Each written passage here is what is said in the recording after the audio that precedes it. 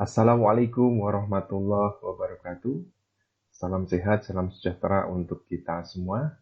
Pada kesempatan kali ini kita akan membahas di mata kuliah Hukum Investasi tentang istilah investasi, penanaman modal dalam negeri, dan penanaman modal luar negeri. Apa yang dimaksud dengan penanaman modal? Kalau kita kenal secara konteks jurisdiksi, itu kalau kita sampaikan tentang hukum investasi itu kita kenal undang-undang, yaitu ada namanya penanaman modal. Di dalam undang-undangnya itu Undang-Undang 25 tahun 2007 tentang penanaman modal.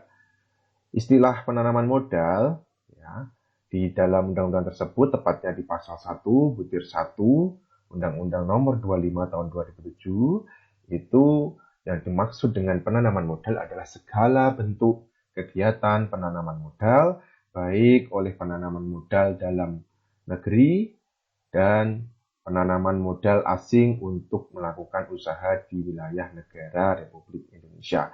Kalau kita kenal investasi, yaitu penanaman modal, berarti di sini dapat dikategorikan menjadi dua.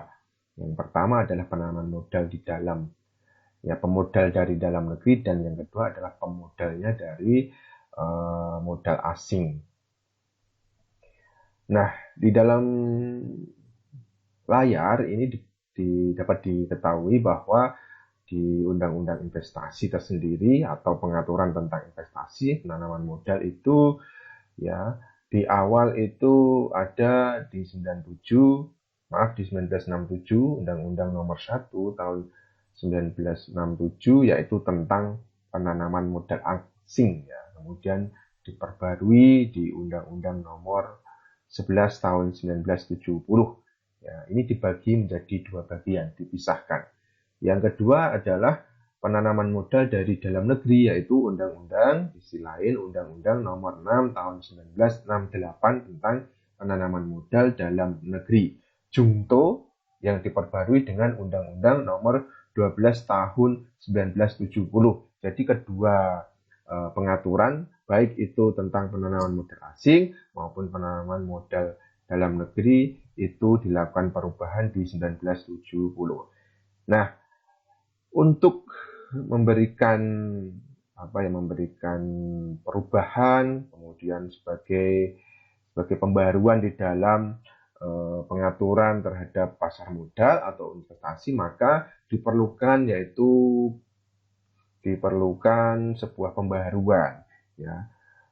Dari yang kemarin atau yang sebelumnya itu dibagi menjadi dua bagian, antara penanaman modal dalam negeri, satu sisi penanaman modal asing dalam peraturan yang berbeda. Nah, di tahun 2007 maka diperlukan perubahan, ya, tentunya untuk menguatkan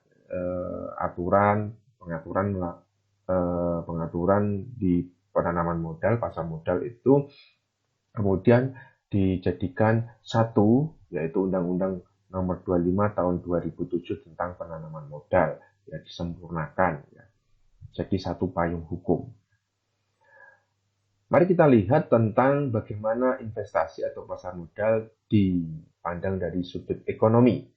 Dari sudut ekonomi, memandang investasi ini sebagai salah satu faktor produksi. Ya, produksi di samping faktor produksi lainnya, ya, faktor-faktor yang mempengaruhi produksi, ya, ini pasar modal ini investasi menjadi salah satu faktor pendukung. Tiga pengertian investasi dari sudut ekonomi. Yang pertama yaitu satu, tindakan untuk membeli saham, ya, termasuk pembelian saham, obligasi, suatu penyertaan lainnya, ya. Ini sukuk dan sebagainya, ini dalam pengertian yang pertama, ya. Kemudian yang kedua, suatu tindakan investasi dikatakan sebagai suatu tindakan memberi barang-barang modal, ya. Ketika kita memiliki perusahaan, ya, dalam tindakan memberi barang-barang modal itu adalah termasuk pada pengertian investasi dari sudut pandang ekonomi. Yang ketiga, pemanfaatan dana yang tersedia untuk produksi dengan pendapatan di masa yang akan mendatang. Ini peluang investasi. Penanaman modal dalam ketentuan undang-undang berlaku bagi penanaman modal di semua sektor di wilayah Republik Indonesia. Kita ketahui ya, dalam hal penanaman modal, baik tadi modal dari dalam negeri maupun pemodalnya dari asing, maka ini satu bentuk dikatakan sebagai penanaman modal di sektor di wilayah Republik Indonesia. Dalam penjelasan pasal 2 Undang-Undang 25 tahun 2007 menyatakan bahwa yang dimaksud dengan penanaman modal di semua sektor di wilayah Republik Indonesia adalah penanaman modal langsung, secara langsung dan tidak termasuk penanaman modal tidak langsung atau semacam portofolio. Portofolio itu satu bentuk gambaran ya, perhitungan-perhitungan satu perusahaan ya, atau modal-modal yang bisa dihitung dalam jangka waktu atau persepsi dalam jangka waktu yang cukup panjang, itu namanya portofolio ya. Asas investment, nah ini yang termasuk dulu di tadi undang-undang sebelumnya ya 67 tadi ya, itu tidak ada asas-asas investment, tapi di undang-undang terbaru itu 25/2007 ini sudah memberikan memuat asas-asas investasi. Pasal 3, dalam pasal 3 butir pertama, penanaman modal diselenggarakan berdasarkan asas ya. Ada asasnya, yaitu pertama, kepastian hukum, harus mendapatkan kepastian hukum. Kemudian ada asas keterbukaan, ada akuntabilitas, ya, keterbukaan harus transparan ya. Untuk apa? Untuk melindungi pemodal terutama ya. Kemudian ada perhitungan akuntabilitasnya terjaga.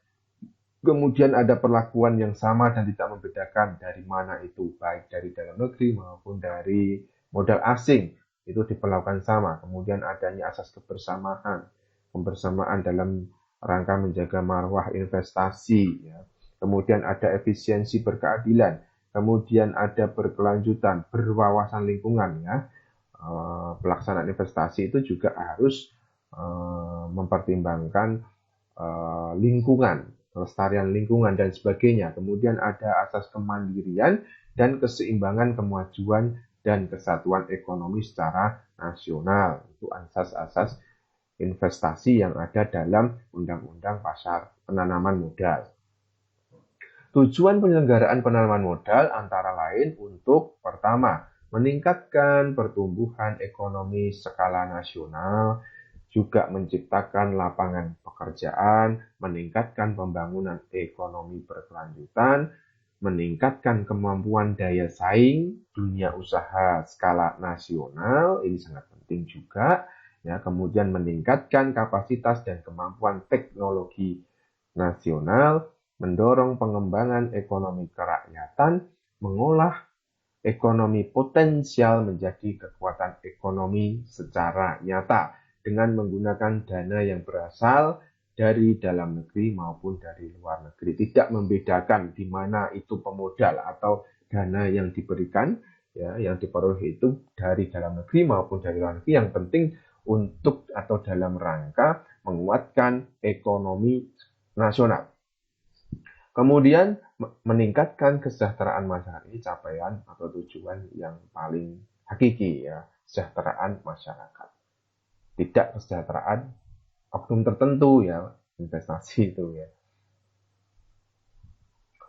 Kita masuk pada penanaman modal di dalam negeri ya, pasal 2 Undang-Undang 6. Kalau kita rujuk kembali di Undang-Undang dalam negeri tadi, yang luar negeri kan 67, yang ini Undang-Undang nomor 6 tahun 1968, ini penggunaan ya daripada kekayaan seperti tersebut dalam pasal 1, baik secara langsung atau tidak langsung untuk menjalankan usaha menurut atau berdasarkan ketentuan-ketentuan undang-undang ini ya, berdasarkan undang-undang ini. Berarti penggunaan kekayaan ya baik secara langsung tidak langsung ya.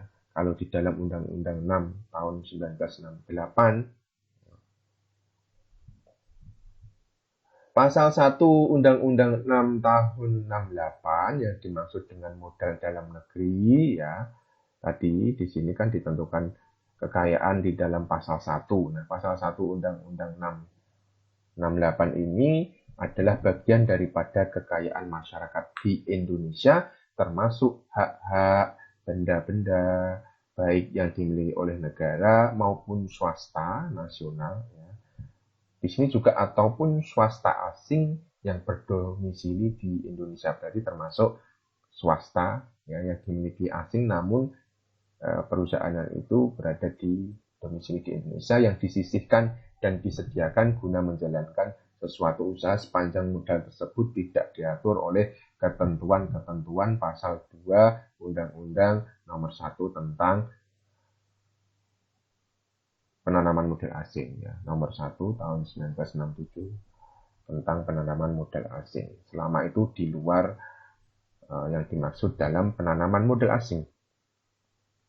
Ketentuan terbaru pasal 1 ayat 5 di dalam undang-undang yang terbaru 25 tahun 2007 dan pasal 1 ayat 5 Perpres Peraturan Presiden nomor 76 tahun 2007 tentang kriteria dan persyaratan penyusunan bidang usaha yang tertutup dan bidang usaha yang terbuka (TBK) ya, dengan persyaratan di bidang penanaman modal yang dimaksud dengan penanaman modal dalam negeri yaitu kegiatan menanam modal untuk melakukan usaha di wilayah negara Republik Indonesia yang dilakukan oleh penanam modal dalam negeri dengan menggunakan modal dalam negeri. Ya, ini di dalam ketentuan yang terbaru di Undang-Undang Penanaman Modal. Ya. Lalu bagaimana terhadap penanaman modal asing? Ya, di 1967 Undang-Undang Nomor 1 tahun 1967 tepatnya di pasal 1 penanaman modal asing secara langsung yang dilakukan menurut atau berdasarkan ketentuan-ketentuan undang-undang ini ya, berarti undang-undang penanaman modal asing dan digunakan untuk menjalankan perusahaan di Indonesia ya.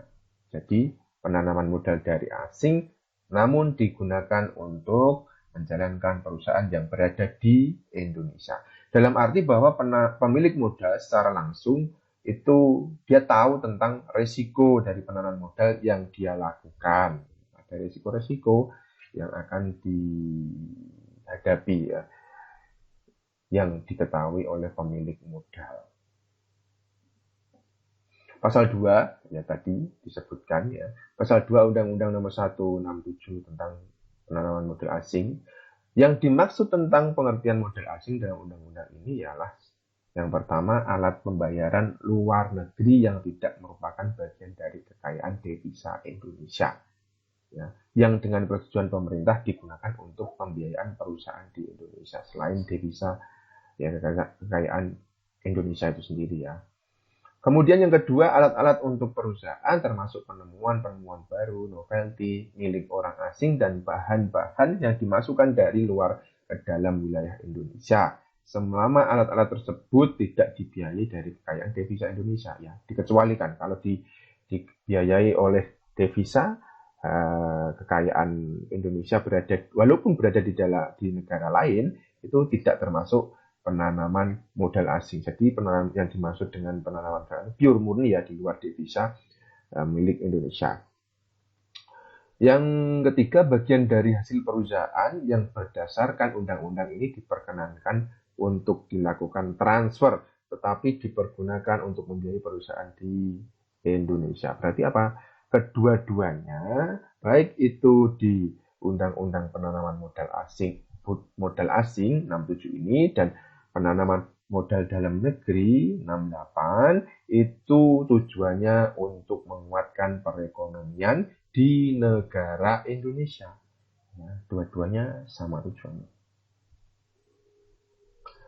Unsur-unsur pokok dari penanaman modal asing yaitu 1. Penanaman modal secara langsung, indirect investment, ya, secara langsung.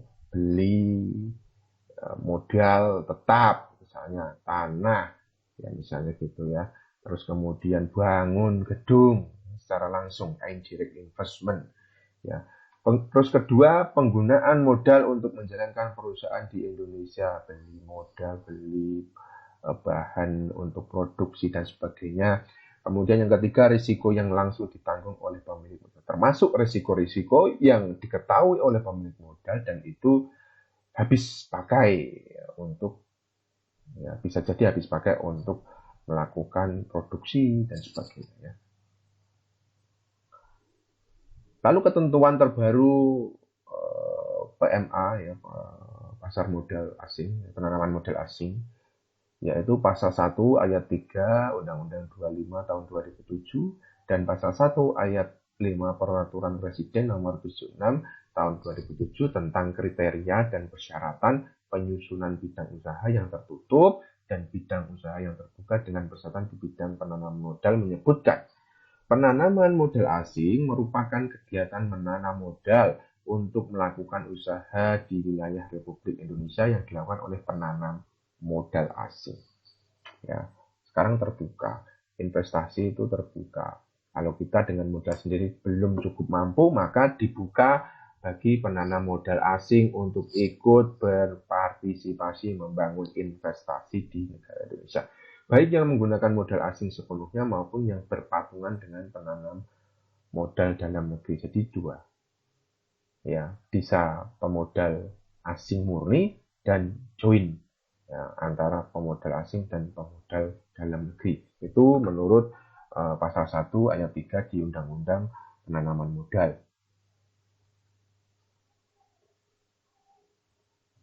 Hulman Panjaitan menyampaikan, pengertian penanaman modal asing adalah suatu kegiatan penanaman modal yang di dalamnya terdapat unsur asing, foreign element. Ya, unsur asing mana dapat ditentukan oleh adanya kewarganegaraan yang berbeda, asal modal, dan sebagainya. Dalam penanaman modal asing, modal yang ditahan merupakan modal milik asing maupun modal patungan antara modal milik asing dengan modal dalam. Ini sama dengan ketentuan tadi di dalam Undang-Undang 25 2007. Yang ini ya pasal 1 ayat 3. Lalu di OEEC, Organization European Economic Corporation, itu menyampaikan, ya, direct investment is mean acquisition of sufficient interest in an undertaking to ensure its controlled by the investor. Ya. Definisi itu menyebutkan bahwa penanaman modal diberi keleluasaan. Berdasar pengertian dari OEEC ini, ya, penanaman modal diberi keleluasaan pengusahaan dan penyelenggaraan pimpinan dalam perusahaan di mana modalnya ditanam. Dalam perusahaan di mana modalnya ditanam itu dalam arti bahwa penanaman modal mempunyai penguasaan atas modal yang ditanamkan. Itu menurut Organization European Economic Cooperation. Apa yang dimaksud dengan modal? Jadi ya tadi kan disebut tuh modal disebut. Ya. Di sini jelaskan bahwa modal keseluruhan persediaan termasuk stok, kapasitas produktif yang dapat dimanfaatkan oleh suatu negara atau rumah-rumah tangga di dalamnya. Ia dapat juga dipandang sebagai nilai kini saat ini yang bisa diukur. Kalau portofolio itu kan tidak bisa diukur, termasuk juga dalam prediksi ke depan, itu masuk pada portofolio. Maka tadi di dalam pengertian, ya, itu tidak bisa portofolio selain portofolio yang dimaksud dengan penanaman modal. Present value atau yang bisa dinilai saat ini dari arus pendapatan masa depan yang akan dinikmati oleh suatu negara atau rumah-rumah tangga di dalamnya. Antara modal dan pendapatan ada hubungan timbal balik. Hanya dengan modal dapat dihasilkan pendapatan. Ya, ini modal. Lalu dinamakan modal. 3 unsur modal antara lain, ya, 1. Modal alam, ruang kehidupan, geografi fiskal, keragaman hayati, serat nabati, mineral, ya, dan sumber daya alam lainnya. Yang kedua, modal buatan, kapasitas produk produktif yang merupakan hasil pemanduan faktor-faktor produksi ya. Ke dalam kelompok ini termasuk pelabuhan, satelit, jaringan kabel, jalan raya, gedung, tol, alat angkutan, timbangan, komputer, berbagai ya, jenis alat-alat yang diperlukan dalam kegiatan ekonomi lainnya, yaitu masuk pada modal buatan. Dan yang ketiga yaitu modal ya nirwujud ya tidak berwujud atau intangible capital. Nirwujud yang tidak berwujud yang mencakup kemauan dan kemampuan penegakan hukum, observasi norma-norma informal, pengetahuan, keahlian yang dikuasai rakyat haki, trust, ya, kemampuan lembaga-lembaga untuk berfungsi sebagai desain, ya itu masuk pada modal intangible capital, modal nirwujud. Nah, perbuatan kecil namun menentukan dalam hidupmu adalah terpikir bahwa kamu atau kita selalu bisa dan berusaha. Demikian yang bisa saya sampaikan di dalam kesempatan kali ini tentang istilah investasi, penanaman modal, baik penanaman modal dalam negeri maupun penanaman modal luar negeri. Terima kasih, sampai ketemu di dalam pembahasan-pembahasan selanjutnya. Salam sehat, salam sejahtera untuk kita semuanya. Bila taufik wal hidayah. Assalamualaikum warahmatullahi wabarakatuh.